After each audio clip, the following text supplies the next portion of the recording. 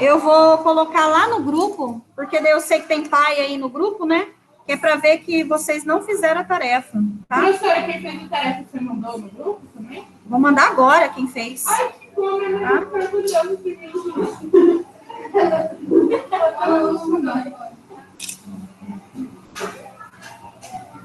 A Lana fala assim, pode falar. Fala dar meu nome, professora. Não, ai, calma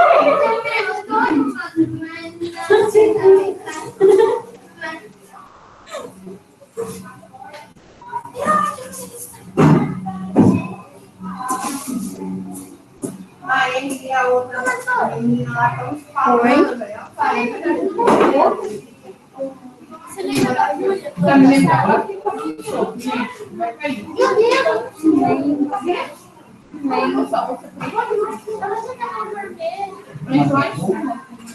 Nossa. Não lembro. Quantos All-Stars você tem? All-Star? Eu tinha três, só que os três ficou pequeno. Pronto? Pessoal daí, dois meninos, se não quiser parar, eu já mando lá para fora para a tia Kézia, tá? Eu já vou até vir mais para cá, ó. Para professora analisar, tá? Para eu ver, ó. Pessoas, vamos lá, gente. Nós temos bastante coisa para trabalhar juntos hoje. Não vou dar nota para você, não. Não adianta ficar aí, não. Você acha que eu vou te dar nota?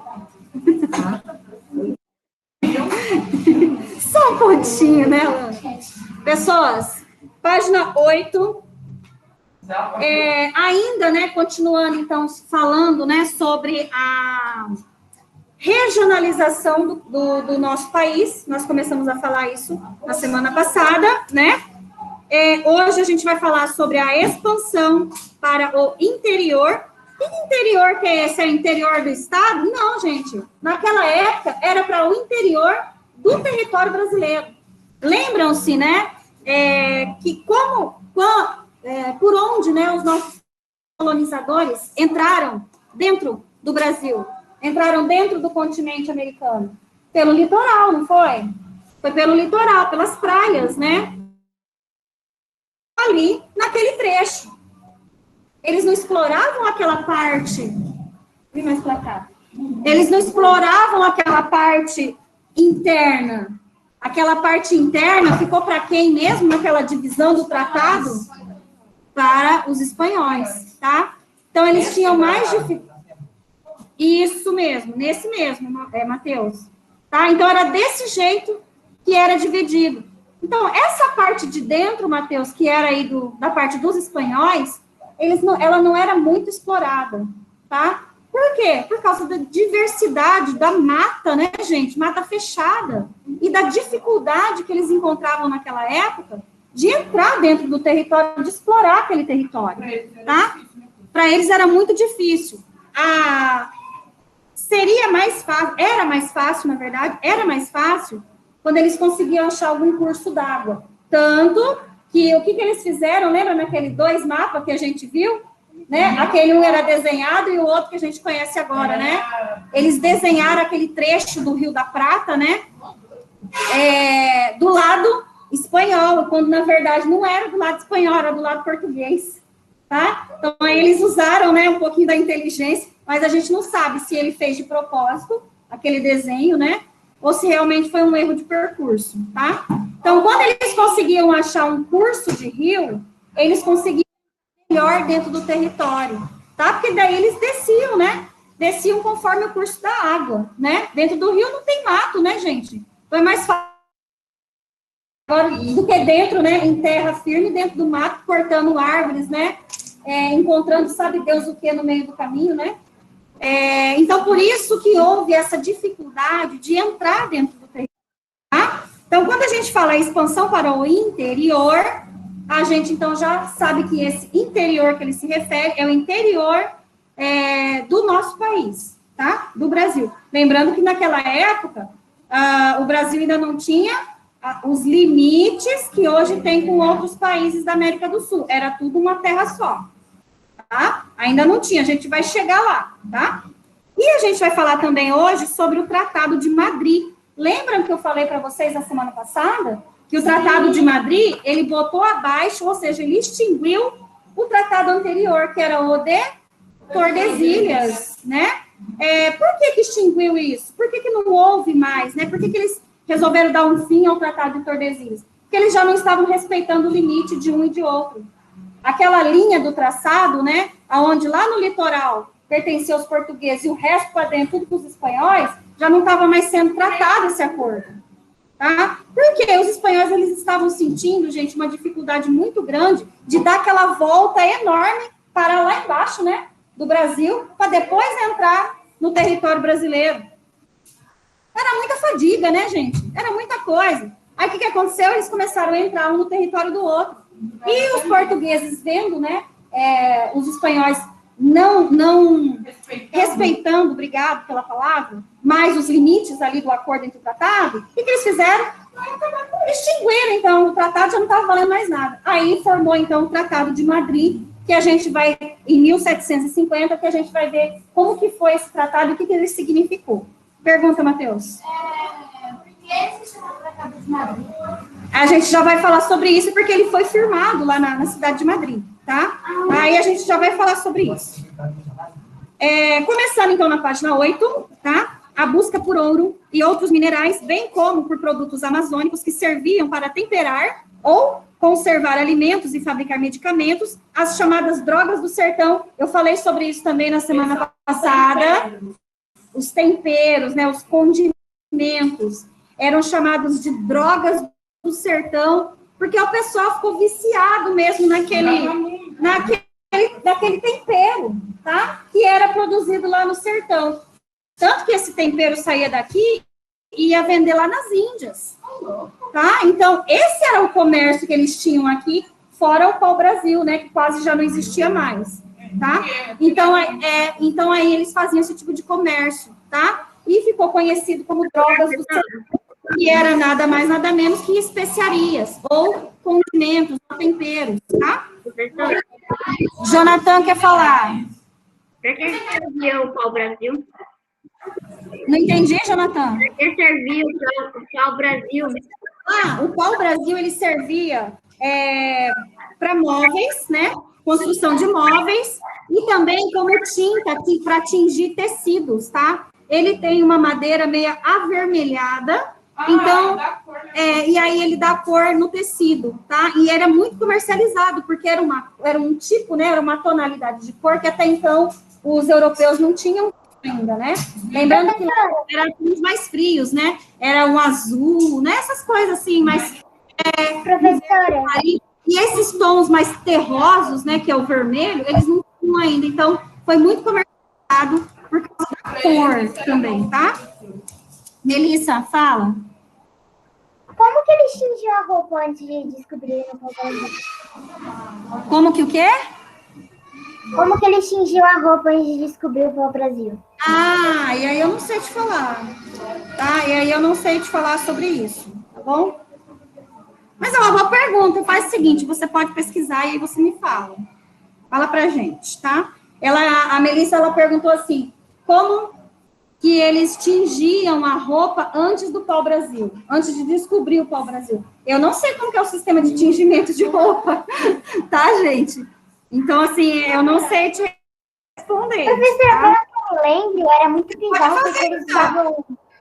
Professora, pelo que eu me lembro, era muito bizarro porque eles não tinham água quente, eles usavam xixi para tingir a roupa. Eu não sei falar para você, tá? Não sei te responder essa. Voltando aqui, entre outras questões, motivou a exploração do interior do território. No século XVIII, muitos portugueses já haviam desrespeitado os limites com as terras espanholas estabelecidos pelo Tratado de Tordesilhas. O século XVIII é ali nesse ano de 1750, tá? Então, aí, assim foram se formando vilarejos que se tornariam vilas e mais tarde cidades. É o caso de São José del Rei, que em 1713, né, São José del Rei São José del Rei, em 1718, que é a atual cidade de Tiradentes, e Vila Rica, em 1711, que hoje é a atual Ouro Preto, que é essa que está aqui, ó, na foto aí do lado. Ah, não, essa daqui é a Tiradentes, né? Ouro Preto também tem umas igrejas, né, parecidas com essas aqui, né? Só um pouquinho. Aí. O interior do território passava a ser ocupado pelos colonizadores. Enquanto o Nordeste, aí a gente já está falando da região mesmo, né? Da região Nordeste do Brasil, que foi por onde eles entraram, tá? Foi por onde os nossos colonizadores entraram, lá onde é Salvador hoje. Tanto que Salvador lá é a cidade mais antiga, né, do Brasil. Mais 400 e não sei quantos anos, né? Quase 500 anos. É a cidade mais antiga, tá? Meio milênio. E aí aqui, e essas cidades que ele falou aqui, ó, São José del Rei, Tiradentes, Ouro Preto, fica em Minas Gerais, mais aqui para baixo no Sudeste, tá? Então, olha só, eles vieram, né, caminhando, vieram explorando, mas por que eles mudavam, né, as capitais? Eles mudavam, gente, porque ia acabando os recursos lá naquele lugar, onde eles tinham se alojado. Então, era tipo nômade, né? Aí eles saíam daquele lugar, migrava para outro, explorava mais aquele local, entendeu? Então, assim que eles faziam na época. Por isso que mudava de lugar ali, tá? Procura de matéria-prima, né? Para eles levar lá para a Europa e vender, tá? Aí aqui, enquanto o Nordeste prosperava com base principalmente no cultivo da cana e na produção de açúcar, a capital da colônia era Salvador. Então, aí ele fala, foi a nossa primeira, tá? A nossa primeira capital do Brasil foi Salvador. Depois, a gente já teve 3, né? A gente está na terceira, Brasília é a terceira, tá? A gente vai falar sobre a outra. A outra é Rio de Janeiro, tá? À medida que a transferência da capital para um local mais próximo se fez necessário. Tá vendo o que ele faz? Então, ele vai mudando, ele ia mudando a capital. Por que mudava a capital? Porque é o centro de tudo, tá? É o centro do poder. Então, o que ele faz? Se ali, lembra que aqui, ó, nessas cidades, é em Minas Gerais. Minas Gerais tem esse nome por causa das minas de ouro, tá, gente? E outros minérios, até de diamante, tá? Tinha lá, por isso que levou esse nome. Tá? Então, por isso que levou esse nome. E aí, hoje em dia, acho que não. Não, mesmo porque hoje a gente não tem território sem dono, né? Então, para você, se você for entrar num lugar e explorar para achar ouro e diamante, você vai estar invadindo aquele local. Fora que é proibido, né? Em certos locais é proibido você fazer a extração do minério, né? Tá? Você vai preso ainda, que é um delito federal, né? É lei, tá? É um delito federal aí, né? Cadê? Entretanto, o acesso ao interior ainda era lento e precário, de modo que o litoral seria mais indicado para abrigar a capital da colônia. Dessa forma, em 1763, foi transferida para o Rio de Janeiro. Por quê? Minas Gerais, gente, é o maior estado, um dos maiores estados que a gente tem, tá? É um dos maiores estados, com hoje, maior população, né? Maior número de pessoas. Mas ela não tinha ida para o litoral. Aí, o que eles fizeram? Desceram mais um pouquinho para o Rio de Janeiro, que é do lado, né? E colocaram a capital ali. Então, mudaram de Salvador, ao invés de ficar dentro do território mineiro, desceram e deixaram no Rio de Janeiro, tá? Que também é no litoral. Eles precisavam dessa passagem direta, né, para o litoral, tá? O que se chama Rio de Janeiro? Não sei. Não sei. Eles descobriram o Rio de Janeiro.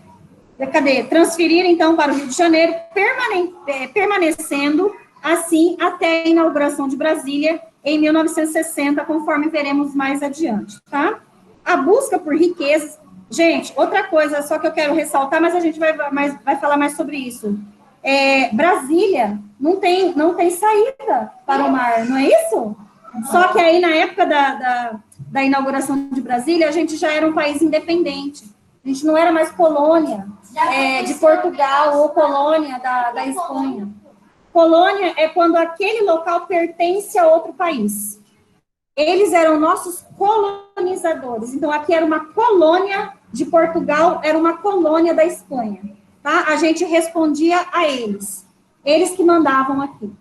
Depois da independência, não, né? Aí, o que aconteceu? Então, por isso não precisava mais ser no litoral, né? Porque a gente já eles já não vinham só explorar e levar os nossos bens para lá.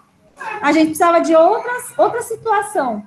Qual foi essa outra situação? Levar a capital para o coração do Brasil, para o meio do nosso território, tá? Por quê? Porque dali do meio, ele conseguiria tomar conta de tudo que está ao redor dele, tá? Então, aí, a gente vai falar mais sobre isso depois. Mas é só em termos de comparação, porque Brasília foi a nossa única capital que não está no litoral, tá? Está dentro do território. A busca por riquezas, por atividades econômicas que lhe gerassem, levou os colonizadores a adentrar cada vez mais o território e a se depararem com os povos nativos que os habitavam milenarmente, que eram os indígenas. O contato com esses povos, na maioria das vezes, não se dava de forma pacífica, pois os nativos, que eram os indígenas, lutavam para defender suas terras, assim como hoje, né, gente? Assim como até hoje, né? Os índios não querem falar assim, Pois, para você ver como que a palavra tem poder, né? Chega uma mentira lá e eles não sabem da outra realidade. Tá? Então, assim, tudo que a gente fala hoje para alguém, a gente tem que medir essas palavras. Porque a pessoa ela pode acreditar. Sabe por que ela acredita? Porque ela é uma pessoa ignorante. É uma pessoa sem cultura, uma pessoa sem conhecimento. Ignorante, gente, quando você fala, você é ignorante, você acha que você está xingando a pessoa, né? Ou a pessoa acha que você está xingando ela. Tá? Ela não tem sabedoria, ela não tem conhecimento. Então, isso é uma pessoa ignorante. E, não vou falar que a maioria dos índios não são, não. Tá? Não são, não. Mas aqueles povos indígenas que ainda há no Brasil, que vivem mais isolados, como a gente vai ver quando a gente começar a estudar a região norte, tá? Tem indígenas lá que nunca tiveram contato com a civilização. Nunca, tá? Tanto que eles vivem como vivia-se antigamente, nessa época que a gente está falando aqui agora.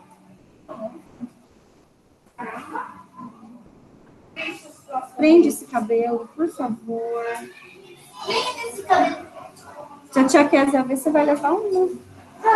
Vai ser uma briga sem motivo, né? Tá? Vamos lá, gente.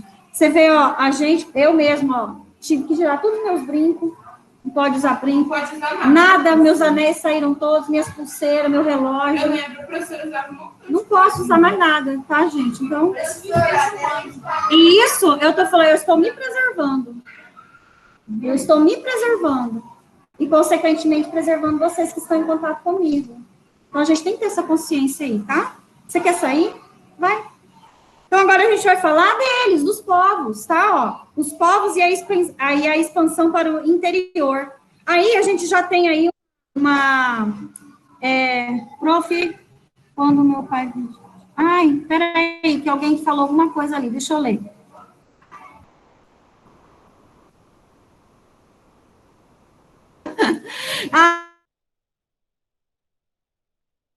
Uma coisa aconteceu com o pai dela, que uma vez ele foi viajar, ele foi atacado por índio, né? Tacou pedra no carro dele. Isso fecharam as rodovias, tá?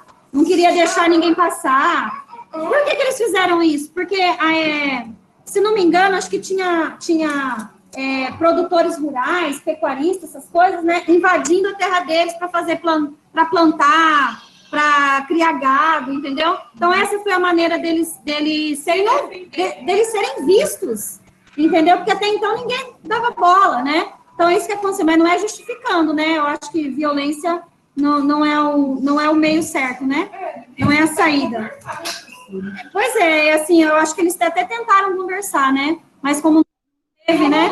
Quando eles não foram ouvidos, aí eles fizeram esse tipo de manifestação, tá? Mas vamos ali, gente, ó.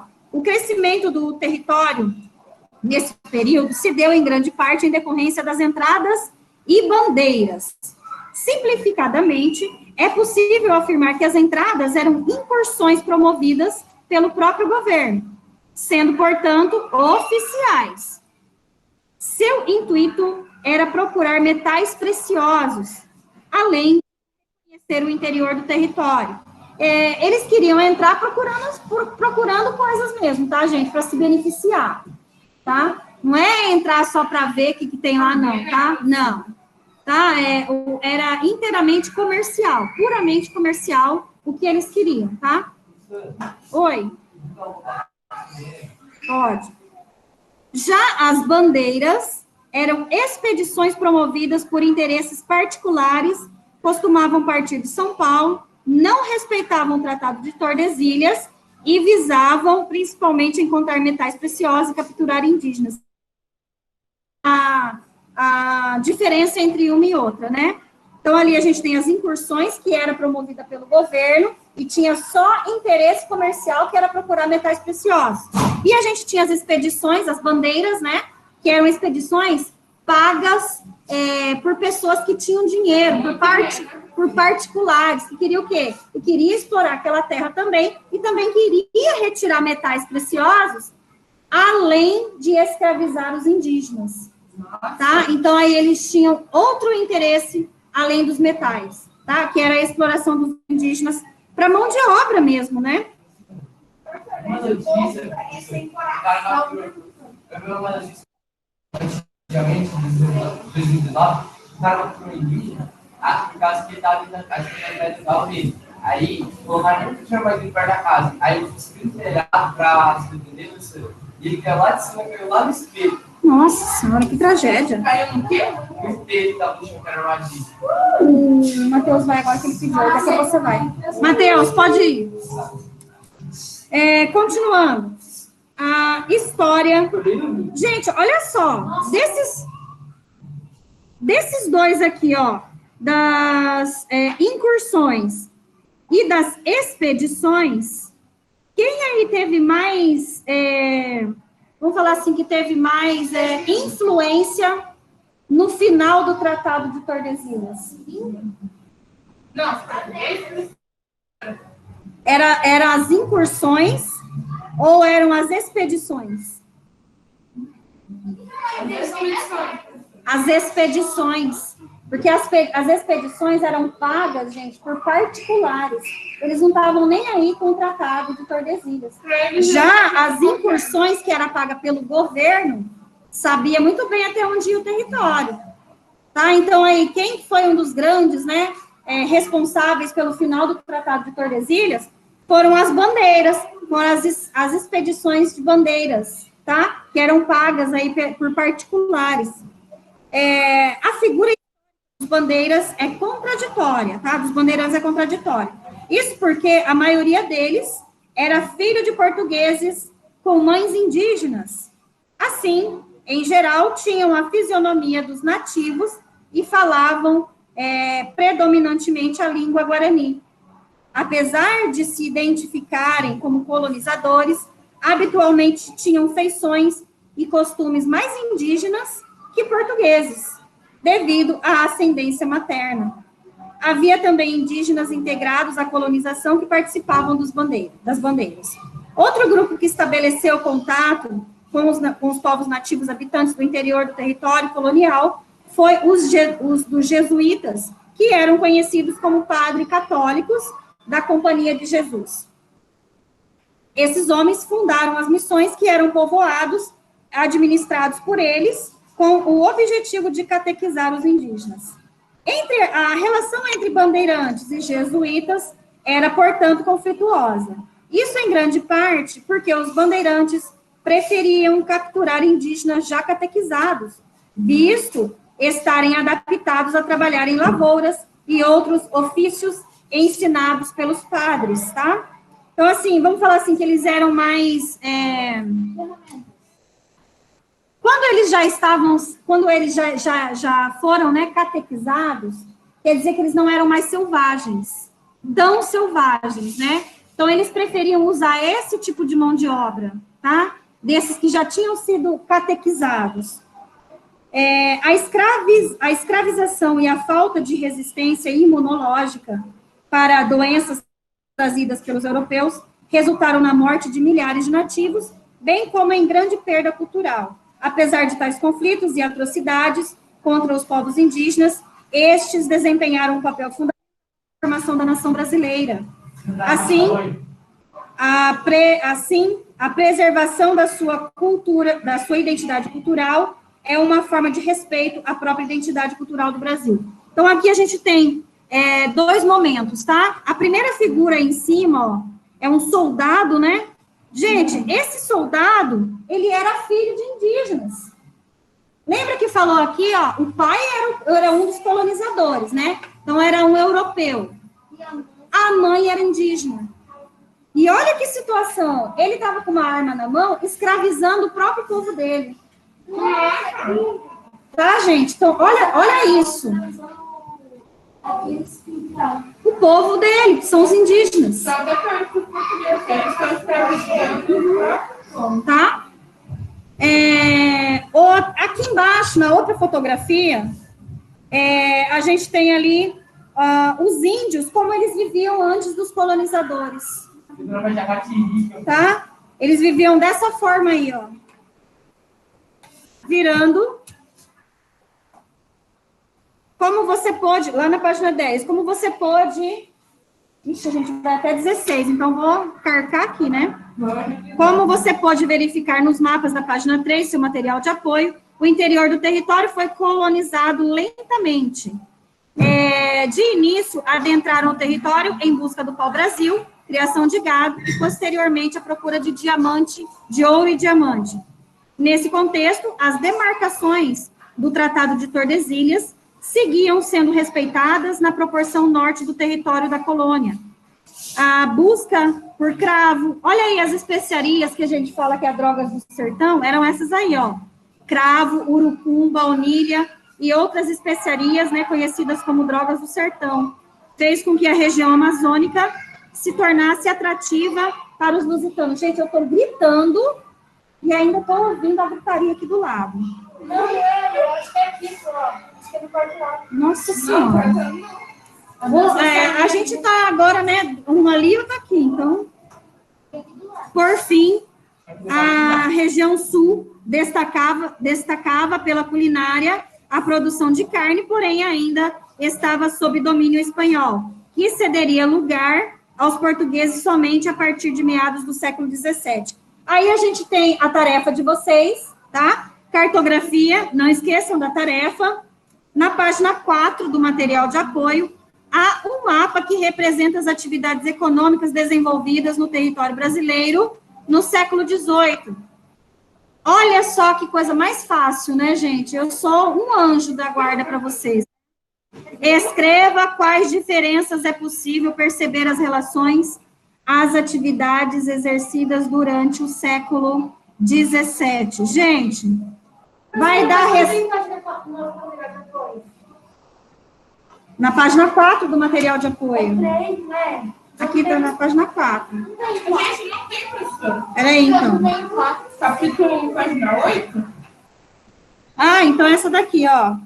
Gente, esses dois mapas, ó. Esses dois mapas aqui, ó. Tá assim, ó, capítulo 1, página 10 e 12. Também tem aqui atrás, ó, na página 8, é a mesma folha. É a mesma folha. Uma da página 8 e outra da página... Tá, só que aí ele tá falando... você vai usar os dois, tá? Peraí, deixa eu só ler o enunciado de novo. Século XVII e século XVIII. Olha só. Um tá aqui embaixo. Século XVII, aqui, ó.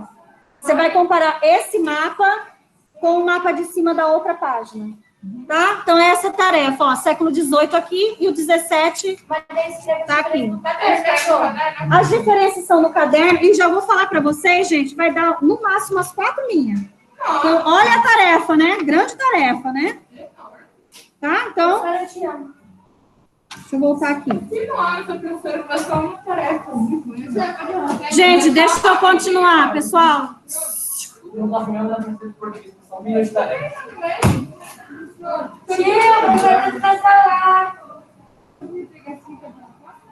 Não arranca, porque vai ter outro mapa embaixo que a gente ainda vai ocupar. Depois você arranca e não traz, e aí, né? Tá? Ou perde a folha. Tinha alguém que tinha pedido, você, né? Depois dele. Continuando ainda na página 10. Pessoal, aqui nesse mapa da página 10, ele já mostra como que foi o Tratado de Madrid. Olha a diferença aí dele. Tá? Olha a diferença aí. Deixa eu ver aqui. Ah, sim, ó. Vamos lá ver como que é o Tratado de Madrid. Tratado de Tordesilhas. É esse que está marcado aqui no meio, aonde dividir, então, a parte amarela aí para os portugueses, o restante para os... Só que lembra que era tudo aqui para trás? Era tudo dos espanhóis, porque o Brasil não tinha limite? O Tratado de Madrid, ele trouxe os nossos limites internacionais. Tá vendo o pontilhadinho aqui, ó? Já começou a formar, então, o modelo que é o território brasileiro hoje, tá? Mais ou menos, tá? Lembrando que ainda não tá tudo aqui, não. Tá faltando um pedaço aí. Vocês perceberam, né? Tá faltando, né? Aqui na parte oeste, tá? Então, o Tratado de Madrid, ele trouxe esse limite territorial para o Brasil lá na parte oeste, que até então não tinha, que era tudo um só, tá? Então, vamos lá, ó. Ah, olha só aqui, gente, esses fortes, né? Eles tinham, e a gente tem um aqui, né? Lá em, como é que chama a Cidade Branca? Corumbá, né? Lá em Corumbá, tem um forte desses, que fica bem assim no rio, né? Bem na ponta do rio, lá em cima, né?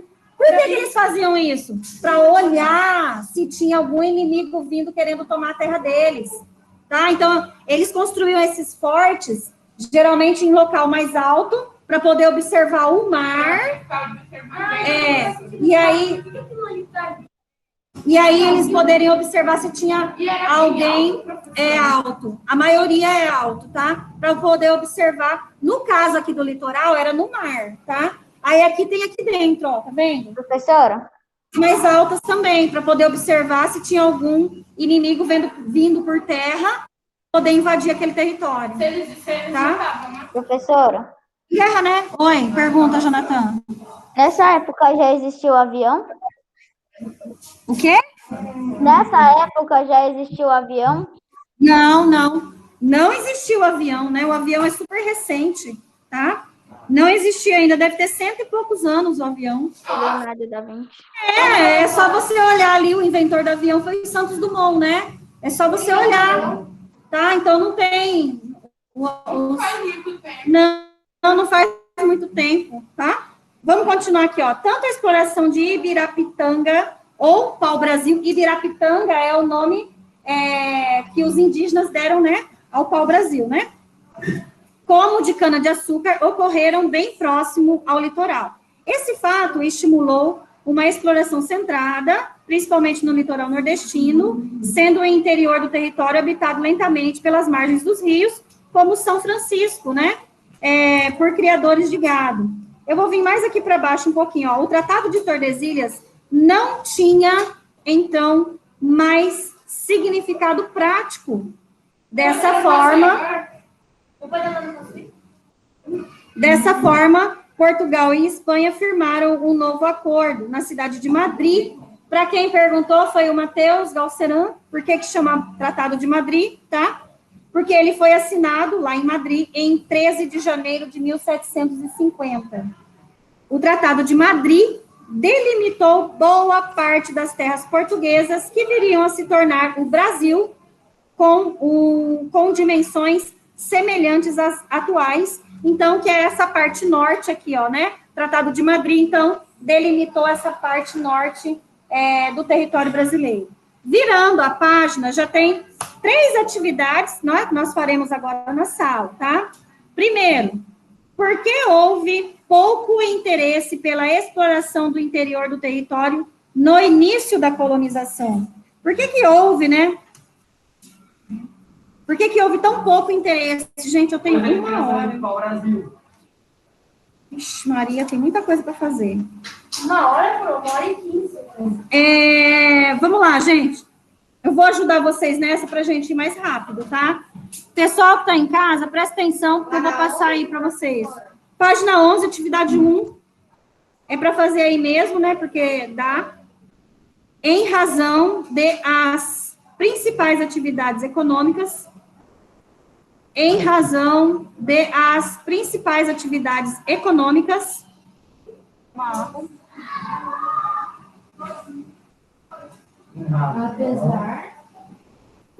Apesar não. Em razão de as atividades, em razão de as principais atividades econômicas.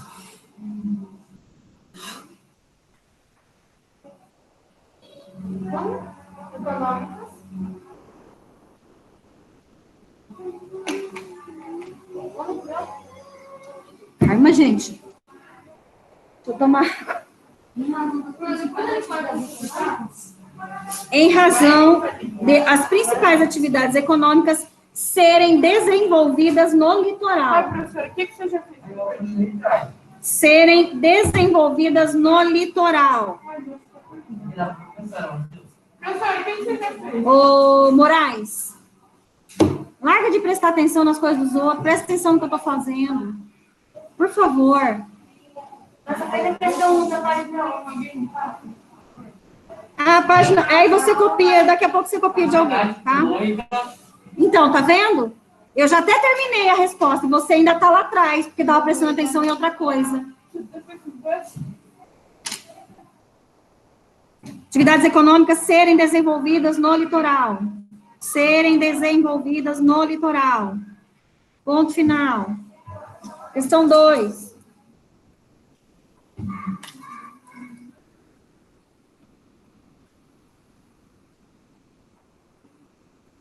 Na 2, ele pergunta assim, ó. A descoberta de ouro no interior do território provocou tanto uma mudança econômica quanto populacional, visto que povoados passaram a seguir esses locais, a surgir nesses locais. Qual mudança política em decorrência dessas transformações da economia e da população da colônia? Alguém sabe? Não. Falei hoje. Qual mudança que ocorreu, saiu lá do Nordeste e veio para ali, para onde estava o ouro? A mudança do quê? Da capital, gente. Da capital, tá? Então, a mudança de capital,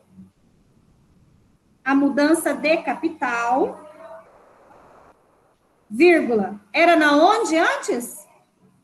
Salvador. De Salvador para o Rio de Janeiro, porque ficava no litoral, né? Em Minas Gerais não tinha o litoral. De Salvador, professor? De Salvador para o Rio de Janeiro. Então, a resposta ficou assim, ó. A mudança de capital, vírgula, de Salvador para o Rio de Janeiro, vírgula, em 1763. 1763, tá? Professora, 63. Rio de Janeiro pode escrever RJ? Peraí, só um minutinho. O que, Melissa? Rio de Janeiro pode escrever RJ? Não, eu prefiro que escreva mesmo, tá? Gente, esse ano eu vou pegar um pouquinho mais no pé de vocês sobre siglas dos nossos estados, tá? Professora, eu não sei fazer sigla. Por isso mesmo que eu não vou, que eu vou querer que vocês escrevam o nome, tá? Por isso mesmo. Porque assim, aí você coloca a sigla lá, depois você vai estudar para a prova, vai ler o que você escreveu, entendeu? O que é isso? Tá? Então, vamos fazer dessa forma. Fala, Matheus. Professora, essa mudança de capital aconteceu 3 anos depois do Tratado de Madrid, não? Aham. 13 anos depois. Tá? O Tratado de Madrid foi em 1950 e esse foi em 1950. Exatamente. Tá? 13 anos, tá? Então, ali, essa é a questão número 2. Vamos para a terceira. Ao observar o mapa Brasil, Tratados de Madrid, 1750, e Tordesilhas, em 1494, é esse aqui, tá? O da página anterior, tá, gente? Você pode notar que houve um grande ganho longitudinal no território colonial com o Tratado de Madrid. Utilizando uma régua, calcule com base na escala do mapa quanto a quilômetros aproximadamente a fronteira se expandiu desde o limite estabelecido pelo Tratado de Tordesilhas até o ponto extremo, tá, gente?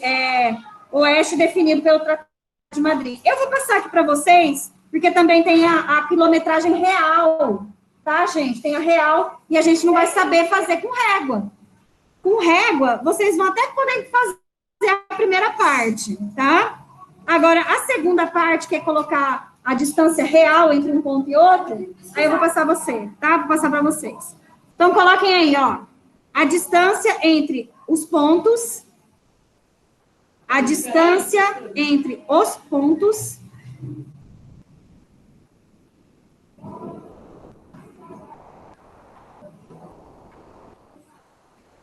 é mais ou menos, coloca o sinalzinho mesmo.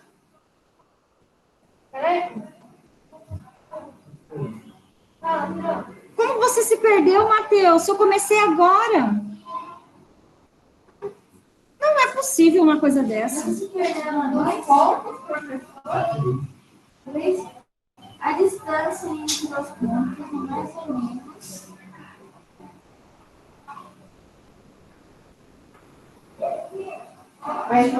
É mais ou menos 4,8 centímetros. Centímetros, vocês podem colocar cm, tá? Significa centímetros, ok? Então, 4,8 centímetros. Vírgula. 4,8 centímetros? 4,8 centímetros, né? Na régua, a distância é essa, tá? E agora a distância normal, quantos quilômetros é, né? Vai dar muito.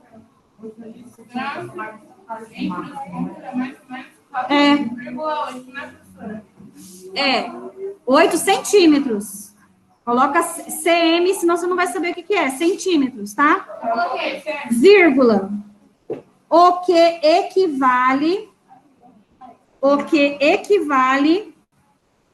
a pouco mais de 2.700 quilômetros.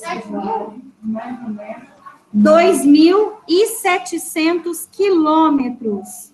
Pode colocar km, tá?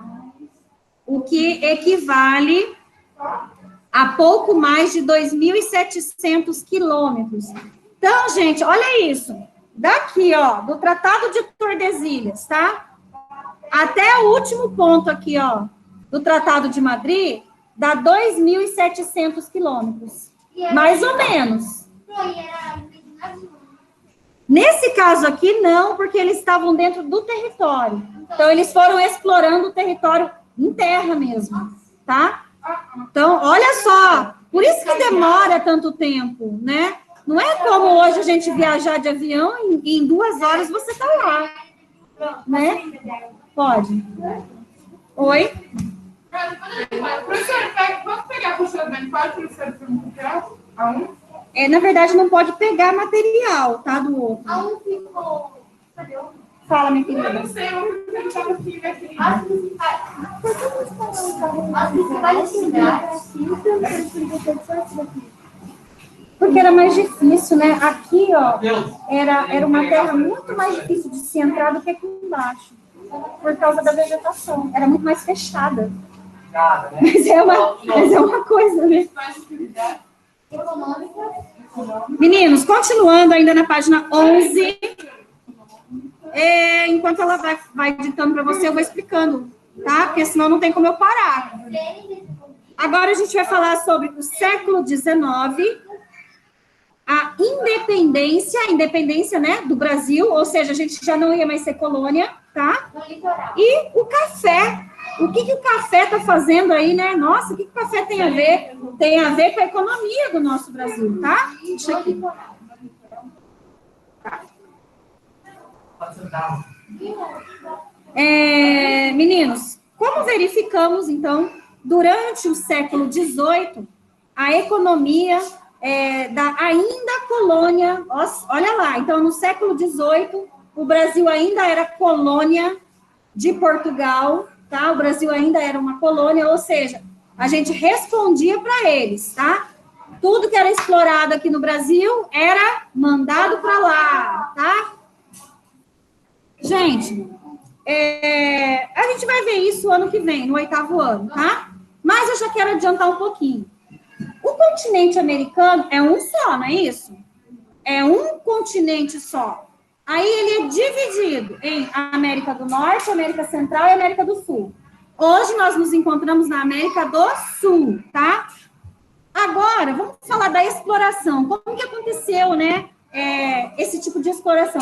Lá na parte de cima, do México para cima, ou seja, Estados Unidos e Canadá, eles foram colonizados de forma diferente do que do México para baixo, que é o nosso caso.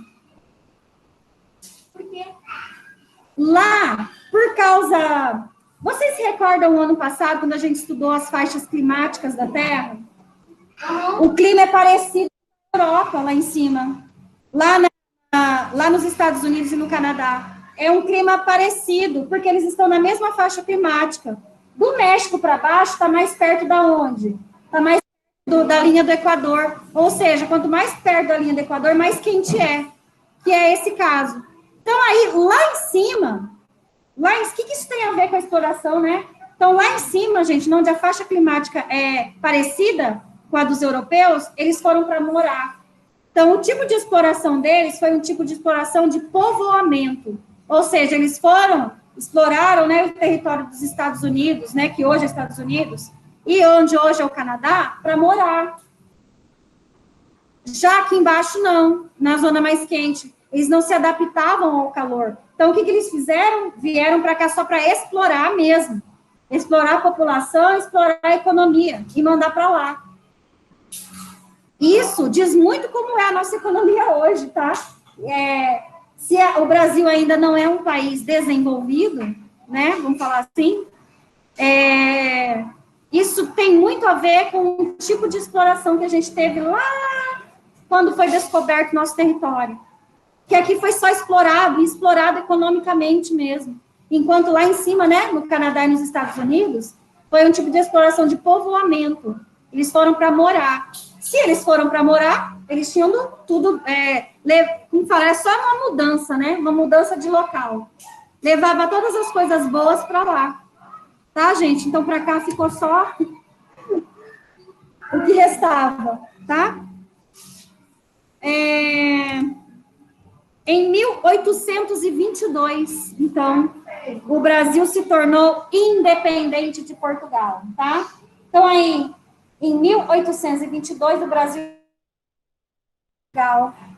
já não pertencia mais a ninguém. A gente ficou independente, ou seja, a gente... professora, a gente era grudado com eles. Tá? Com as próprias pernas. Aí, o que acontece? A gente não tinha mais como obter recursos da coroa, lá de Portugal. A gente tinha que fazer tudo por nós mesmos. Cada um por si. Então, a gente se tornou um país independente, tá? Isso foi bom, isso foi excelente. Foi excelente. E vou falar mais. O Brasil demorou até muito, né, para se tornar independente, tá? Se tivesse se tornado independente antes, né, talvez a nossa situação seria melhor economicamente falando. A partir desse acontecimento, o café passou a ser a atividade econômica que garantiria a estabilidade do país. Ou seja, o Brasil ele já tinha sido tão depenado, né, que arrancaram tudo, né? Já tinham tirado todos os nossos minérios, a maioria dos nossos minérios, tá? Levado para fora. Já tinha explorado cana-de-açúcar até, e cana-de-açúcar já não estava dando tanto dinheiro. Aí, a outra saída, café, tá? Foi a plantação de café. E naquela época, o Brasil ele se tornou o maior produtor de café do planeta. Hoje já não é tanto. Tá? Ainda é? Eu pesquisei. Então, ótimo. Qual é o seu nome? Emily. Hã? Emily. A Emily, então, ela já pesquisou e já trouxe aqui uma informação que nem eu mesmo sabia, tá? Que o café, então, o Brasil ainda é o maior produtor de café do planeta. Sobre o café, eu vou falar uma curiosidade para vocês, tá? Vocês já foram, obviamente, lá no Campo Grande. Sabem, tem uma lojinha ali, um quiosque lá na Praça da Alimentação chamada Café do Ponto. Sim, né? Que tem cafés deliciosos e lanches deliciosos, né? Então, assim, lá no Café do Ponto, eles vendem uns cafés de saquinho. Não sei se vocês já viram, tá? Já. E alguns importados, tá? Café importado. Agora eu vou falar para vocês o segredo. Pega a embalagem e olha atrás, tá? O café produzido no Brasil, ou seja, ele foi vendido, ele foi exportado, chegou lá no exterior, ele foi embalado e voltou para o Brasil como produto importado. Tá, gente? E isso é só do café. Tem vários outros produtos nacionais que são vendidos para o exterior. Chega lá, eles são colocados, né, embalados, e coloca lá made in tal, né? Mas não é, gente. Ele foi produzido aqui. Ele foi lá para o outro lugar só para ser empacotado. E aí o brasileiro vai e compra o mesmo produto que é produzido aqui no Brasil como sendo importado. Nossa, não é por isso. Professora. Tá? Professora, então é por isso. Gente, só um pouquinho. Do Paraguai. Vai. Só um pouquinho, pessoal. Ai, eu falei, é um de cada vez, gente. Aqui primeiro, que já tinha levantado a mão.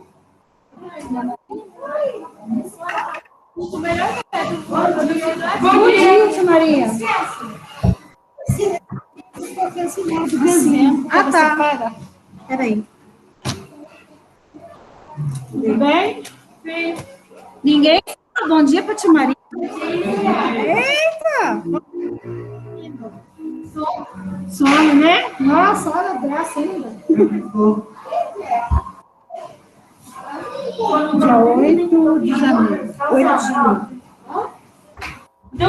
A menina fez hoje, já. Tá pescando, hein? Tá sendo problema. Mais algum, tia Maria? Só esse? Os dois assim. Esse foi do Esses dois? Esse aqui também? Ah, então tá bom. Obrigada, tia. Professor, Oi. lá no país, lá em Café, tá muito mais barato que as coisas. Lá, aqui no café, professor, eu tava lá no prato, tava 12 reais no café, ou 14. Eu não lembro. Lá é. Hã?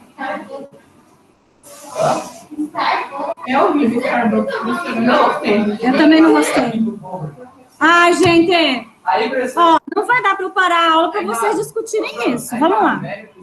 Lá, às vezes pode estar lá, professor. Então, Chega. Nossa! Você estava falando e eu te interrompi. É pra falar da minha nota, professora. Tira um pouquinho que eu não ouço. Assim. Aqui é o melhor do mundo, mas nem o Brasil nunca tomou dele, ele é exportado para outras pessoas. Porque é muito caro. Gente, eu vi uma vez, sabe aquele programa lá do Luciano Huck, né? Tinha um quadro, eu não sei se ainda tem, que ele ajudava os empresários, né? O microempresário, ele dava uma força lá para aquele empresário expandir o negócio dele. E numa dessas, tinha uma moça que estava aprendendo a mexer com café, tá? Aí, o que aconteceu? Ele levou ela, gente, para conhecer um dos... E era um rapaz de 20 e poucos anos. Eu fiquei, gente do céu, eu fiquei pensando assim, né? E eu tô com mais de 40, né? E aí, só para vocês terem uma noção, gente, o café dele era tão bom, que acontecia isso. Ele não vende aqui para o Brasil, ele só exporta. Porque um pacotinho de 1 quilo do café dele estava sendo vendido naquela época que passou a reportagem a R$600. Vou comprar.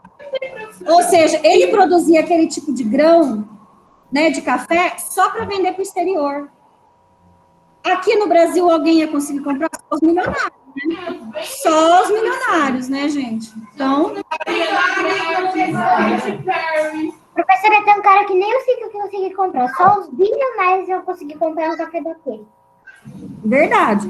Então, vamos lá. A partir desse acontecimento, então, né, que aconteceu a independência do Brasil em 1822, o café passou a ser a atividade econômica que garantiria a estabilidade do país. Durante praticamente um século, esse passou a ser o principal produto da economia brasileira, cultivado, sobretudo, no estado de São Paulo, ainda com mão de obra escravizada até 1888, quando foi sancionada a Lei Áurea.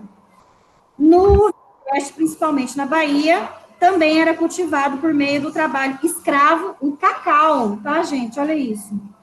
Até os dias de hoje, há cultivos desse produto na região. Com esses e outros eventos que estabeleceram a definição política do Brasil, as fronteiras do país foram se consolidando nos mapas, porém permaneciam indefinidas em muitas áreas por onde passavam. Era necessário um grande esforço de demarcação, o que exigia longas negociações com os países vizinhos, entre o fim do século XIX e o começo do século XX. As demarcações foram estabelecidas, em grande parte, graças à atuação de um importante diplomata conhecido como Barão do Rio Branco. Gente, agora eu vou... Vira a página aí, eu quero mostrar esse mapa aqui para vocês, ó. Essas fronteiras, vocês já viram que ele é diferente desse outro aqui, né? O contorno dele é diferente. Esse contorno já é o contorno que a gente conhece agora. Tá vendo todas essas regiões aqui em Amapá? Todas essas fronteiras aqui, ó, o Brasil só conseguiu obter essas fronteiras por aquele senhorzinho que a gente falou ali agora dele, do Barão do Rio Branco.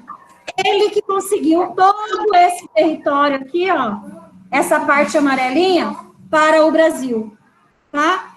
E outra, de forma, gente, sem entrar em guerra com nenhum de nossos vizinhos, tá? Então, assim, ele foi e ele é tão pouco reconhecido, né, no Brasil. A gente tem algumas cidades do Brasil, aqui em Campo Grande tem avenidas e cidades que levam o nome dele, né? Barão do Rio Branco. A gente tem lá no centro da cidade, o Afonso Pena também, tá? Então, assim, a gente tem algumas cidades que colocaram para homenageá-lo, né? Devido ao grande feito, né? A grande importância dele na contribuição da aquisição de território para o Brasil, sem entrar em guerra com ninguém, tá? Eu falo assim, né? Sem disparar uma única bala, tá, gente? Então, ou seja, só na base da conversa, na base de acordos, na base de tratados, tá bom? Não precisou entrar em guerra com nenhum outro dos nossos vizinhos para poder para ter a aquisição desse território. Então, vamos falar um pouquinho dele aí, tá? Do Barão do Rio Branco e as definições das fronteiras brasileiras. Ver que horas que é. Observe o mapa que representa as áreas do território nacional e as fronteiras definidas por intermédio da atuação do diplomata. Esse aí era o nome dele, ó. José Maria da Silva Paranhos Júnior, tá? como Barão do Rio Branco, tá bom? É uma das figuras mais importantes da história das relações internacionais brasileiras. O território do Brasil chegou ao seu atual formato, né? E dimensões entre o fim do século XIX e o início do século XX, quando as últimas fronteiras internacionais foram estabelecidas pelos tratados ou acordos liderados pelo Barão do Rio Branco por meio de longas negociações internacionais. No total, ao consolidar as fronteiras, garantiu ao país uma área de mais de 900 mil quilômetros quadrados de território com 9 diferentes vizinhos.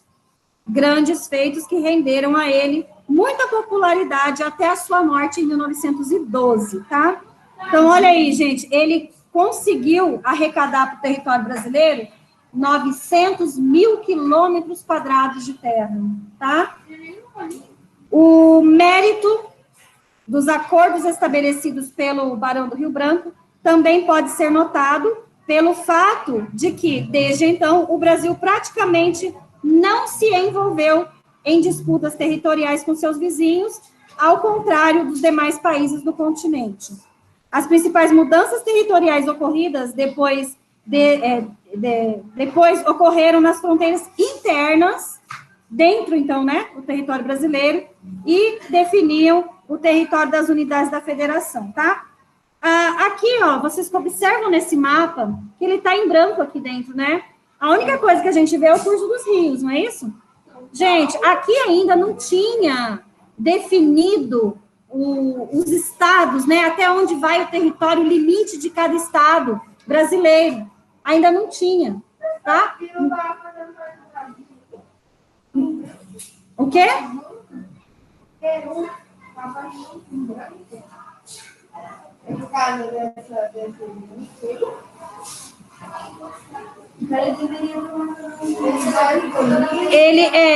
Ele vinha até aqui, ó, tá? Aqui na parte branca é a parte do território brasileiro que já tinha antes do Barão do Rio Branco, tá? Aí nós ganhamos mais alguns territórios, que é esses que estão em amarelo, por causa dele, tá? A gente era vizinho ali, né, do Peru, mas era delimitado, tá? Aí a gente ganhou mais algum pedacinho de terra lá, tá? Pedacinho de terra aqui no mapa, né? Se você for ver, a proporção é enorme, tá? Pedacinho só tô falando. Esse negócio, o próximo, se pegasse aqui pedaço, ia formar o maior estado do Brasil, né? Pode ser, mas a gente já tem, né? Que é o Amazonas, que fica justamente ali, que em questão territorial é o maior. Tá?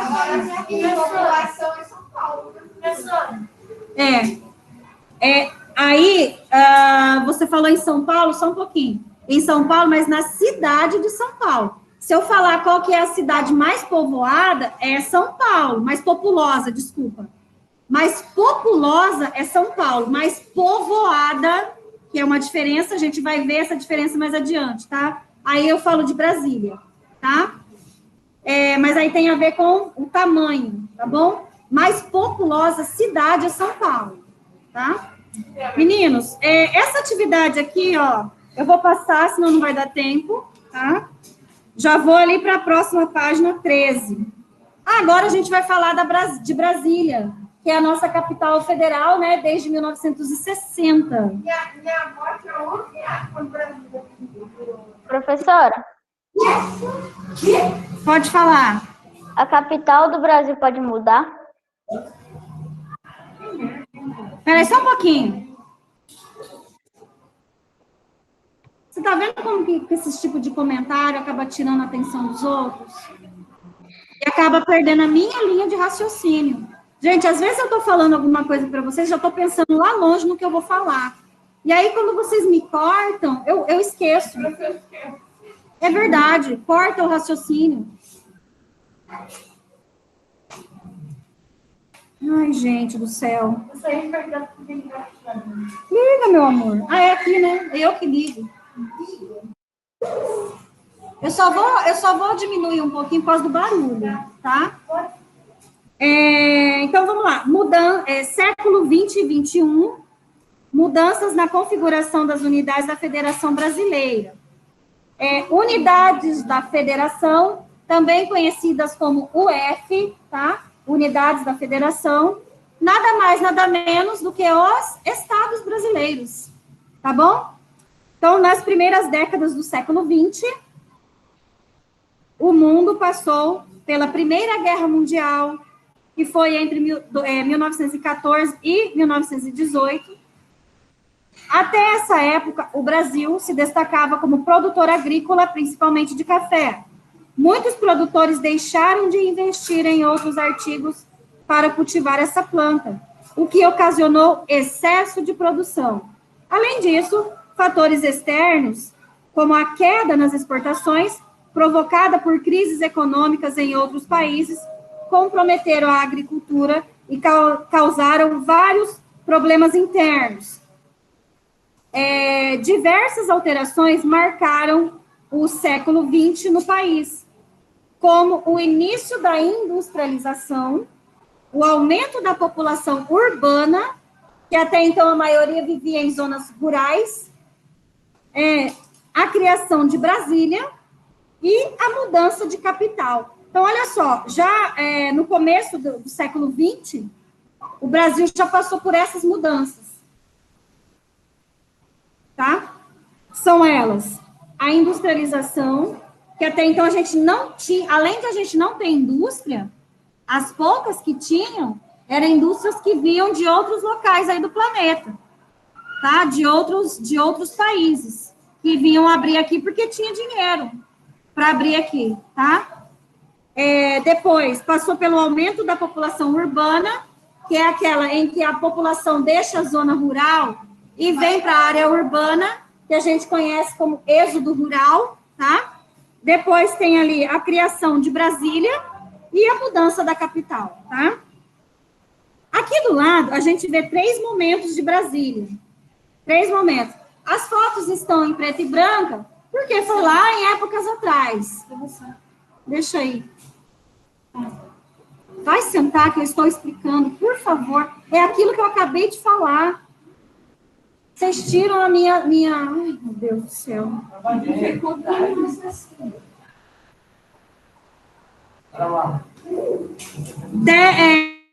Três fotos, então, que marcam aí o desenvolvimento da cidade de Brasília. A primeira, gente, esses aqui, ó, esses esqueletos, né, que a gente fala, esses esqueletos aqui, ó, são daqueles prédios que a gente conhece hoje, quando eles sobrevoam a cidade de Brasília, a gente vê um prédio do lado do outro, né? Aqui abrigam os poderes, né? Os 3 poderes lá, geralmente os ministérios. Cada prédio desse aqui pertence a um ministério. Ministério da Educação, Ministério da Agricultura, Ministério do Meio Ambiente, assim vai, tá? Cada um deles foi construído para abrigar esse poder. Depois, aqui embaixo, a gente vê os trabalhadores, né? Ali, trabalhando para construir o Planalto Central. E aqui embaixo, a gente já tem uma vista panorâmica de mais ou menos os prédios já em fase final de construção, tá? Lembrando que ainda, ó, tá tudo sem asfalto, né? Sem nada ali, tá? Aí ele fala assim, ó, com a industrialização, aumentaram as atividades econômicas das áreas urbanas, a taxa de crescimento da população se elevou e o perfil do Brasil no cenário internacional mudou. Olha quanta coisa boa que aconteceu no Brasil só porque eles mudaram a capital federal de lugar, que era então, até então, era na onde? No Rio de Janeiro, né? E aí mudou aqui para o Centro-Oeste. À medida que o país se modernizava internamente, diversificava as suas trocas comerciais e políticas externas. Aqui embaixo, ó, a gente está vendo aqui a importação de carros, né? Olha lá os carrão da hora, né? Que era o que produzia, que importavam, né? E vendiam esses carros aí, que eu não sei nem que marca que era, né, gente? Eu não sei nem se... Aí ele fala aqui, ó, o Brasil, ou República Federativa do Brasil. Gente, o nome oficial do Brasil é esse aqui, ó, República Federativa do Brasil. Tanto que no brasão, né, no brasão brasileiro, Está lá esse nome, República Federativa do Brasil. Mas a gente carinhosamente chama de Brasil, né? Tá? É como se fosse um apelido, né, gente? Ou diminui o nome ali, ó. Federativa do Brasil. Hoje tem 27 unidades federativas, tá? Sendo 26 estados e o Distrito Federal, que é a sede da capital federal, Brasília. Mas no início do século XX, não era assim, tá? Virando. Agora, a gente vai começar a falar das regionalizações internas que ocorreu no Brasil, tá? A última ocorreu lá com o Barão do Rio Branco, a externa, né? Aconteceu lá com o Barão do Rio Branco, quando ele conseguiu anexar terras internacionais ao território brasileiro. As nossas fronteiras internacionais não mudou nunca mais. Continuam as mesmas desde a época dele, tá? Agora, interno, o Brasil mudou e mudou várias vezes. Mudou muito. A última aconteceu em 1988, tá? Aí a gente vai estudar agora um pouquinho sobre essas divisões internas do território brasileiro, tá? A gente vai passar por algumas delas. Até 1940, o país se chamava República dos Estados Unidos do Brasil. Olha aí como que era o nome. E estava dividido em 5 grandes regiões, contando com apenas 20 estados. Hoje a gente tem 26 estados e mais o Distrito Federal, tá? Então a gente só tinha 20. Vai. Hoje o Brasil tem 5.570 municípios, tá? 5.570 municípios. Naquela época não tinha, né? Vamos lá, ó. Então, gente, contando com 20 estados, mais o território do Acre e o Distrito Federal, que estava localizado na cidade do Rio de Janeiro. Somente em 1960, este deixou de ser capital federal, tá? Rio de Janeiro, então, na década de 1960, passou a não ser mais capital. Era o estado, e dentro desse estado tinha a cidade do Rio de Janeiro. Ainda tem, né? Com a Segunda Guerra Mundial, a necessidade de promover mais desenvolvimento no interior de alguns estados, o governo criou diversos territórios federais nos anos seguintes, como os do Amapá, do Rio Branco, posteriormente Roraima, Guanabara, que era o antigo Distrito Federal, e Guaporé, que posteriormente passou a ser Rondônia, entre outros, porém eles permaneceram sob essa condição por poucos anos. Havia também alguns litígios. O que são litígios, gente? Grifa aí essa palavra, tá? O que são litígios? Litígios, gente, são terras de disputa. Não pertence nem a um e nem a outro, tá? Então, litígios são terras de disputa.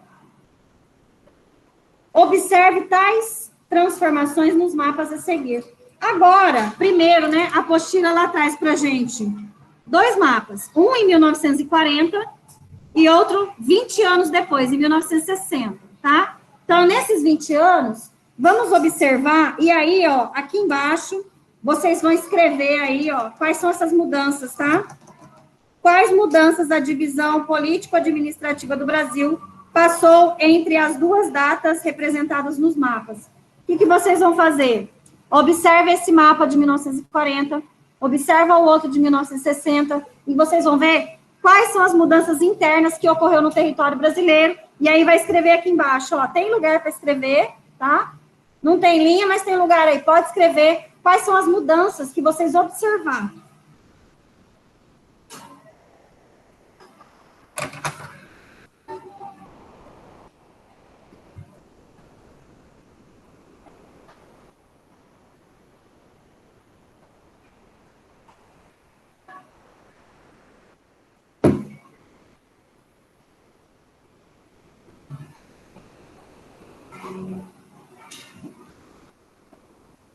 fazer, Matheus?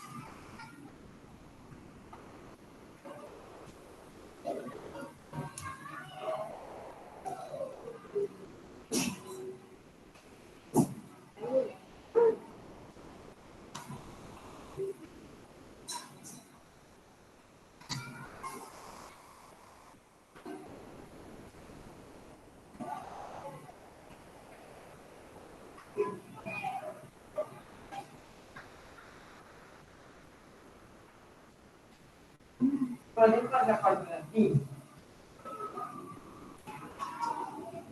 Se você quiser fazer, pode fazer. Não precisa, né?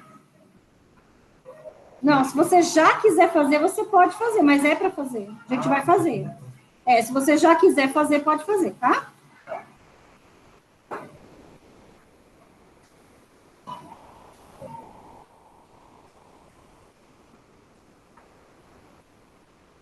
Professora, o que é aquele negocinho vermelho ali no mapa de 1940? Ah, esse aqui, ó. Esse aqui é a área que estava em disputa.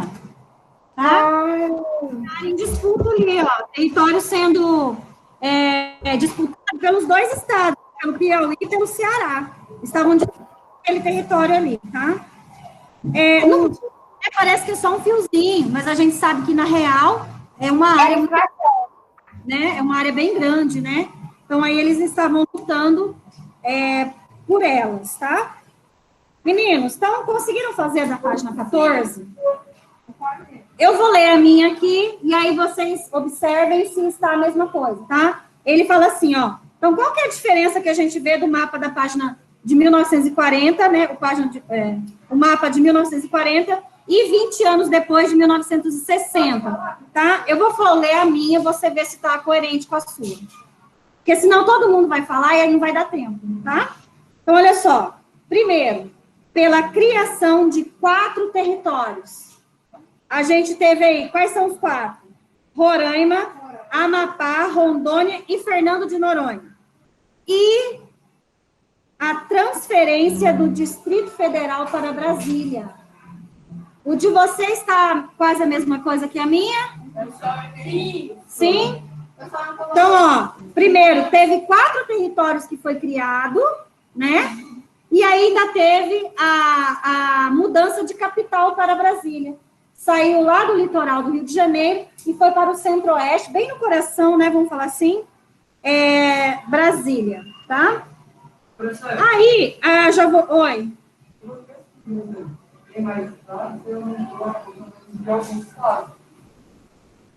Mas aí, então, você está perdendo informação. Só complementa, tá? Aí você coloca e houve a transferência da capital federal para Brasília, tá? E houve a transferência da capital federal para Brasília. Gente, essa parte da capital federal a gente não pode deixar de colocar, porque dos acontecimentos, né, daqui do território brasileiro, lá de 1960, essa foi o maior deles, tá? Foi o maior acontecimento da época. Por quê? Porque Brasília, gente, ela foi projetada, né, toda projetada e construída em apenas 5 anos.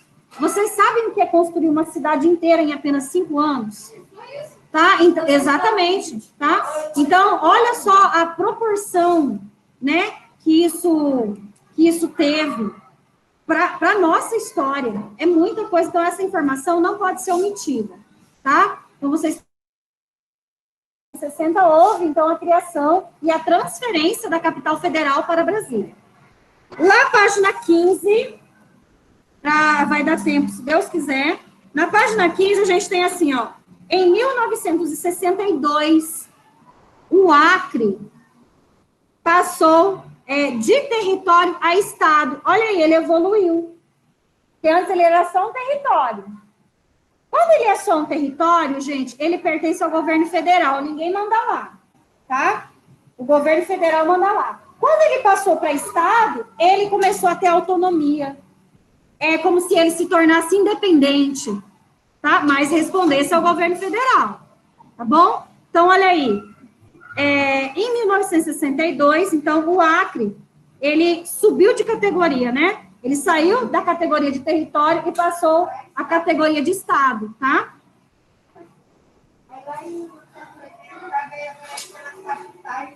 Só um pouquinho, que eu não estou no mapa ainda, eu estou lendo ainda primeiro. Mas eu já vou chegar ali, a gente já vai comentar sobre isso. O número de unidades da federação continuou o mesmo, tá? Até 1977. Aí, 77 foi um marco histórico para nós, né? Para nós aqui do Mato Grosso do Sul. Por quê? Porque houve a divisão do estado do Mato Grosso e ele desmembrou, né? Vamos falar assim. O Mato Grosso era uma terra só. Olha aí no mapa anterior, lá em 1960. Aí o que aconteceu? Desmembraram, formaram 2 estados, né? Tá? Deu origem ao Mato Grosso do Sul, né? Desmembrado do Mato Grosso. Aí havia ainda vários territórios federais, que eram unidades administradas pelo governo federal. Como exemplo, podemos citar o território de Rondônia, que foi criado em 1956, além do Amapá e Rio Branco. Deu soluço, por favor. A promulgação da Constituição em 1988. Gente, Constituição, o que é isso, né? Constituição Federal é um conjunto de leis que rege todo o nosso Brasil, tá?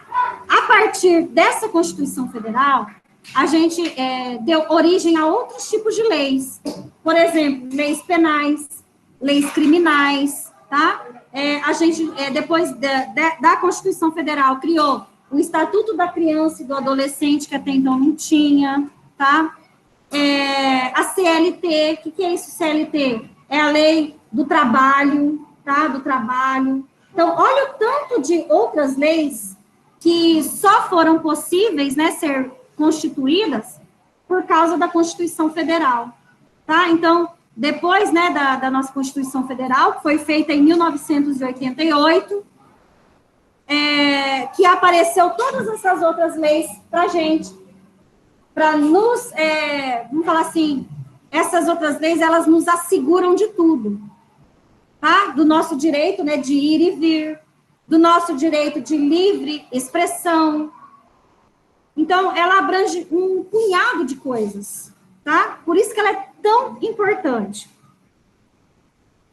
Ocorreram as últimas mudanças significativas na divisão interna do Brasil. Em grandes regiões, atingiu a configuração atual com a criação do estado do Tocantins. Gente, o Tocantins foi o último estado, foi a última região, vou falar assim, do Brasil, a se tornar estado, tá? Foi o Tocantins. Tanto que ele foi em 1900, nossa. Foi em 1988. Então, hoje, dos estados brasileiros mais novos, tá? O mais novo é ele. É o Tocantins. É o bebezinho, tá? Ele foi criado em 1988, tá bom? Então, ele tem aí 30 quase 40 anos. 30 e poucos anos, tá?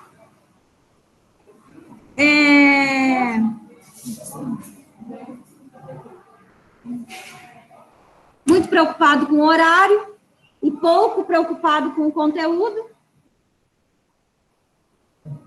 Então, vamos lá.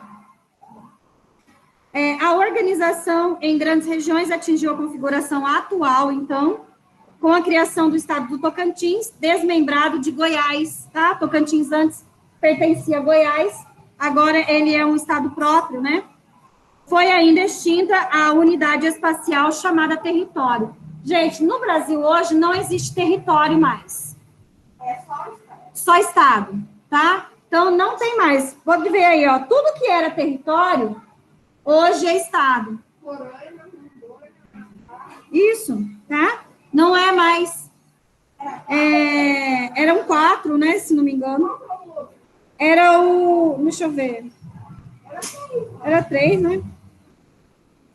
Professora, agora que eu fui perceber, nem tem Mato Grosso do Sul. Antes não era, né? Era território.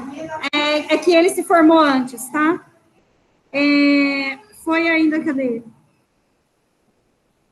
Assim, os territórios federais administrados pelo presidente passaram a ter seus próprios governadores. Observe, então, nos mapas a seguir as transformações citadas.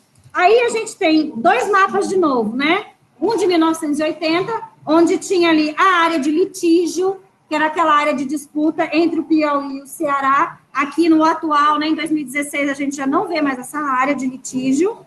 E os territórios, né, gente? Daí não era mais territórios, que passou a ser estados. Só Fernando de Noronha, que era território antes, né, que é o arquipélago, que é uma ilha, né, Fernando de Noronha, que ela foi agregada ao estado de Pernambuco, tá? Então, aí, antes era território, que é o arquipélago de Fernando de Noronha, agora ele passou a ser, então, propriedade de Pernambuco, tá? Então, aí no mapa, aí embaixo, a gente vai ver o seguinte: que transformações ocorreram na configuração territorial brasileira entre 1960 e 1980. Aí a gente volta no mapa anterior, 1960 e 1980. Não, escreve aqui, ó, tá pouquinho. Não tem problema, tá? Mas pode colocar aqui, ó, número 1, coloca a resposta, depois embaixo, número 2. É curtinha, gente, tá? Não tem muita coisa para escrever, não.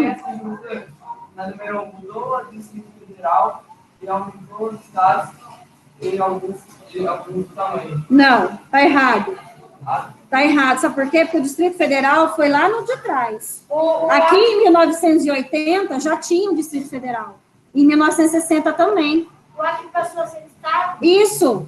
O Acre, então, saiu da categoria de território, né? Passou a ser estado. E tem mais uma coisa que eu falei que é importante para nós. Isso. Isso mesmo, tá? A divisão, né?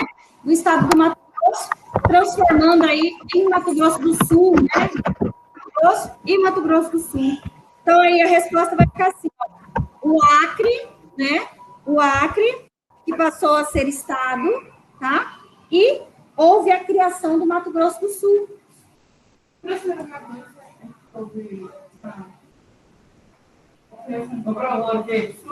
eu coloquei assim. Gente, ó, a gente está falando, na número 1, a gente está falando do mapa de 1960, que é o mapa anterior, e esse primeiro aqui de 1980, tá? Então, nessa época, o que houve? O Acre, ele passou a ser estado, deixou de ser território, passou a ser estado, e em 1977 houve a criação do Mato Grosso do Sul, tá? Então, ele se encaixa aqui nessa, tá? Agora, na questão 2, ele fala assim, ó, quais transformações ocorreram entre esses dois mapas presentes nessa página 15 aí, ó, 1980 e 2016, na divisão estadual do território brasileiro. Todos os territórios passou a ser estado. E também Fernando de Noronha passou a ser Pernambuco. Isso, e não existia mais território. Todos os territórios foram extintos, transformados em estado, tá? Professora, de 1980 a 2016 foram 36 anos. 1.606 municípios do estado. Muita coisa, né? Muita coisa. Professora, não tem mais. Em 1980, minha mãe tinha 5 anos.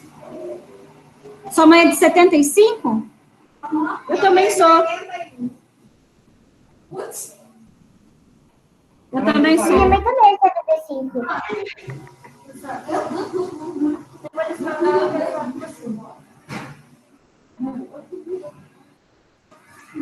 Gente, então a resposta da 2 vai ficar o seguinte. Eu vou ler o meu apanhado e vocês vê se tá a mesma coisa aí para vocês. Pode ser?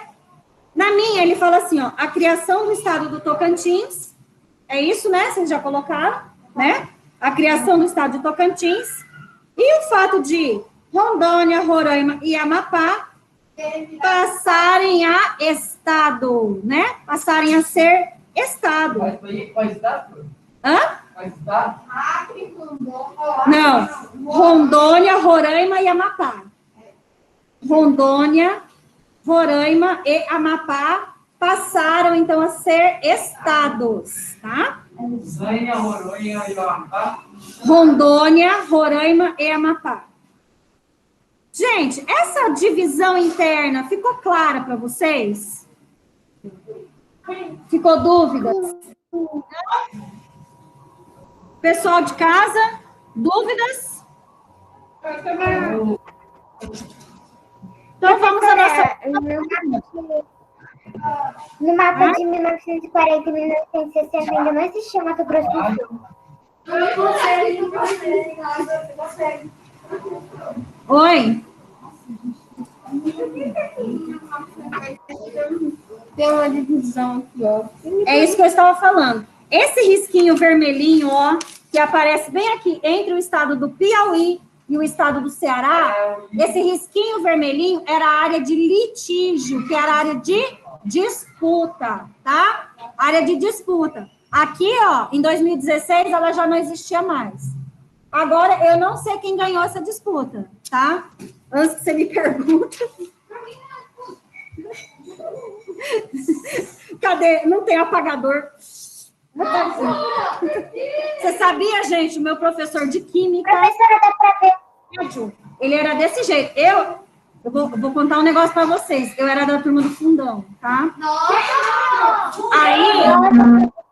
Nós era o paredão, assim, lá no fundo, né? Nossas carteiras eram tudo grudadas uma na outra, ninguém passava, né? Era tudo grudado, era uma fileira, assim. Aí, não era, pior que a gente era do fundão, mas a gente estudava. Aí, mas a gente conversava bastante, tá? Aí, o que acontecia? Meu professor tava assim, ó, ele tava lá no quadro, escrevendo lá no quadro, e a gente conversando. Do nada, ele parecia doido, do nada. Ele saía daqui, virava assim, ó, e pá. O apagador. O apagador, gente, é aquele de madeira. Nossa! Ele voava na tua cara. Pensa que o cara era certeiro. Tá? E ele acertava na gente o apagador. Que a gente ficava conversando. Era o jeito dele. Era o jeito dele, a gente já estava acostumado. Professora, Hoje, praticamente, isso é proibido, né? professora, dá para ver no mapa de 2016? Isso aí é agressão, né? Hoje é agressão. Queridos, Professora, última folha para a gente terminar, tá? professora, Você gostou? Eu nem vi ainda, só tô pegando. Se caso você tiver alguma coisa pequena assim, borrachinha, eu coloquei essa duas porque a gente está estudando a história que foi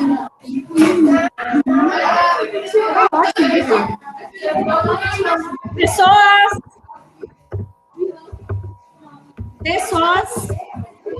Pronto?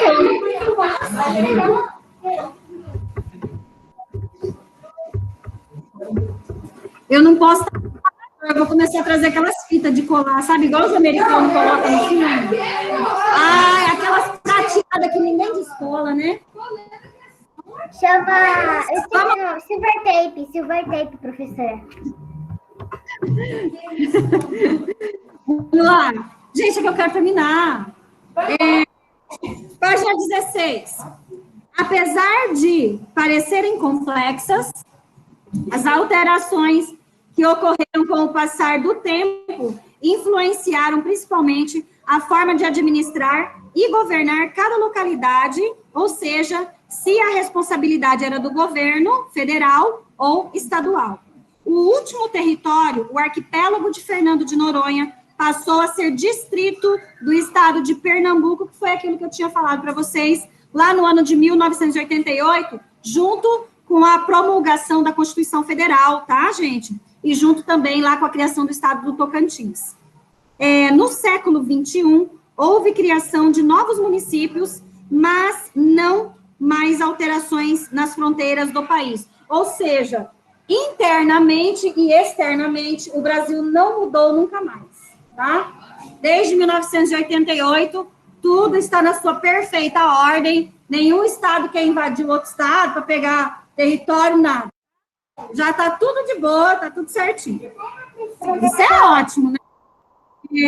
Áreas de disputa entre estados ainda existem, mas são desconsideradas pelo IBGE. Isso é questão, assim, de... nem como se diz assim, alguma coisa que vai fazer tanta diferença, tá? Como você pode analisar, a evolução do nosso país foi marcada pelo desenvolvimento de importantes atividades econômicas. Estas determinaram não somente a história, mas a geografia do nosso país e estão diretamente ligadas à atual organização do território. E o que podemos esperar do país, né? Passamos por muitas mudanças internas, mas as relações externas, ou seja, as ligações com outros países, também são uma preocupação constante. Dessa forma, o Brasil tem diversificado suas alianças internacionais, sem abandonar antigos parceiros, como Estados Unidos e União Europeia. Estão sendo estabelecidas novas parcerias com nações africanas e asiáticas, com destaque para países de língua portuguesa, como o Moçambique e Angola, fortalecendo também alianças com países vizinhos e com a China. Neste sentido, distingue-se iniciativas como o Mercosul, que o nome dele é Mercado Comum do Sul, e o BRICS, né? Esses dois, gente, são blocos econômicos, tá? Ao qual o Brasil... Aquela exposição lá,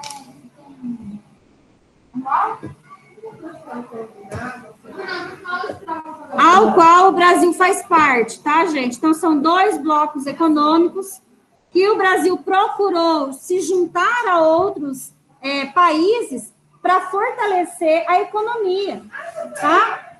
Para fortalecer os nossos produtos que são produzidos aqui. Para a gente obter mais lucros sobre eles, né? A gente precisa exportar, tá? Então, para isso, a gente tem que ter acordo com alguns países. Então, atualmente, o Brasil faz parte desses dois países, desses dois blocos econômicos. Um é o Mercosul, Mercado Comum do Sul, tá? Só tem países da América do Sul, não são todos, tá? Na América do Sul, a gente tem 12 países, mas membros do Mercosul são só 5. Eu não me recordo agora quais são. Brasil, Argentina, Uruguai, Paraguai, e o último é a Venezuela, mas a Venezuela ela está impedida de atuar, tá? Por causa daqueles problemas políticos que a gente já sabe que tem lá. Então, ele foi impedido de opinar, né? De participar do Mercosul, tá bom? E o BRICS, gente, que são um bloco econômico formado por 5 países emergentes. O que é países emergentes?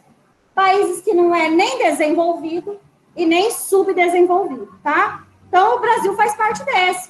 O Brasil saiu aí da zona, né, do subdesenvolvimento há uns 20 anos atrás, tá? De lá para cá, a gente está no meio. Então, a gente saiu lá de baixo, que era a zona do subdesenvolvimento, agora a gente está no meio, que são países emergentes, rumo ao desenvolvimento, tá? Então, a gente está no meio do caminho. E os outros países que compõem o BRICS também estão. Quais são eles? Vamos pelas siglas, tá? Pelas siglas, olha só. B, Brasil. R, Rússia. I, Índia. C, China. E o último é África do Sul, porque está em inglês, é South Africa, tá? Então, aí está em inglês. Aí, deixa eu só ler o finalzinho. Alguém quer falar alguma coisa? Não?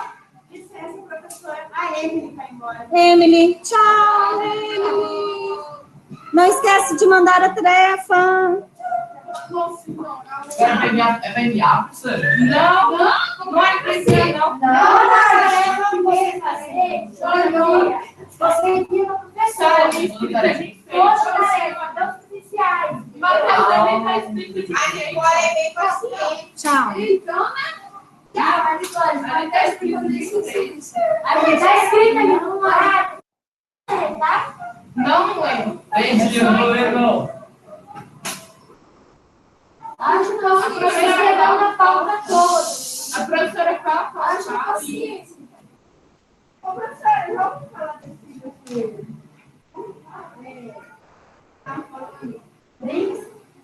Do BRICS? Ao Mercosul? É. O que tem? Todo mês no jornal, na televisão, fala desse Mercosul. Fala, porque são parceiros importantes do Brasil, né? São parceiros econômicos, né?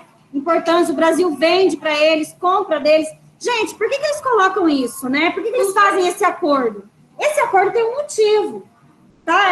Não é assim, vamos juntar nós aqui, vamos fazer vamos fazer aí um bloco econômico. Eles têm interesses em comum. Por exemplo, o Brasil, Argentina, Paraguai e Uruguai. Eles são membros do Mercosul. Aí o Brasil está interessado em comprar o trigo argentino. O Brasil compra bastante trigo da Argentina, tá? Só que ele quer um preço especial. Como a gente faz parte do bloco e a Argentina está no mesmo bloco, então a gente tem, vamos falar assim, esses acordos especiais, tá? Pode ser vendido mais barato para a gente, assim como a Argentina queira comprar um produto nosso, e aí o Brasil também vai vender para ele a um preço especial, tá? Oi? Não. Tá? Vamos terminar ali os últimos 2 parágrafos. Posso? Pode. Além das relações comerciais, é importante a participação em organizações internacionais, como é o caso da ONU, tá? Organização das Nações Unidas, cuja finalidade é facilitar a cooperação entre os países em relação a direitos humanos, desenvolvimento econômico, progresso social, bem como na manutenção da paz entre as nações. O Brasil participa da ONU desde a sua origem, ou seja, desde a criação da ONU, tá? Em 1945. As principais bandeiras da atuação brasileira nessa organização dizem respeito a temas como ambiente e direitos humanos. Por isso, o país tem sediado importantes eventos nas últimas décadas, como a Rio 92 e a Rio +20, vocês viram ano passado, são conferências aí que falam do meio ambiente e do clima, tá? Ocorridas no Rio de Janeiro em 92 e em 2012. Além disso, o Brasil tem Além disso, o país tem procurado colaborar em missão de paz da ONU, como no Timor-Leste e no Haiti, enviando forças militares que atuam no sentido de garantir a estabilidade social de países em conflito civil, tá? Então, aí, além dos acordos comerciais, né, o Brasil ainda participa em missões de paz.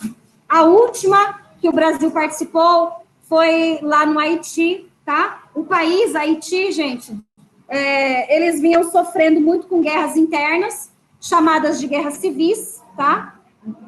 E o Brasil foi para lá para tentar apaziguar a situação.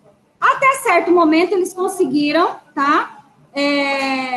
Só que depois de certo tempo, quando parece que ia começar a paz, né? Eles conseguiram prosperar de novo, construir de novo o país, né? O Haiti. Aí vem uma catástrofe natural e acabou abalando mais ainda o Haiti, que foi um grande terremoto que houve lá em 2010, tá? Então, o Brasil atuou, além da missão de paz, né? Foi lá para apaziguar a guerra, ainda ajudou na reconstrução do país depois do terremoto de 2010, tá? Então, olha só, e isso para o Brasil é bom. Por quê? Porque o Brasil, gente, não é um país que se envolve em guerras, tá? Isso para a gente é bom. É um país pacífico, tá? É um país pacífico. Então, fala. Fala, João, Tira só um pouquinho assim para você falar, vai. Se uma guerra civil, então uma guerra externa seria guerra federal? Não. Não existe. Não existe isso. Guerra federal não existe, tá? É guerra civil. É guerra civil. Tá? Pessoal de casa, então a gente terminou a nossa aula. Tem alguma dúvida? Não se esqueçam de enviar a tarefa, tá? Não se esqueçam de enviar a tarefa. Por hoje, então, nós terminamos 6 minutos antes. Beijinhos para vocês e tchau, tchau. Podem desconectar, tá? Tchau, Pro. Tchau.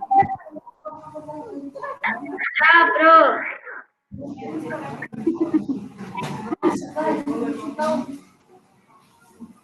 Só tem... Vou sair. Não pode aglomerar, gente. Vai sentar. Pode aglomerar mesmo.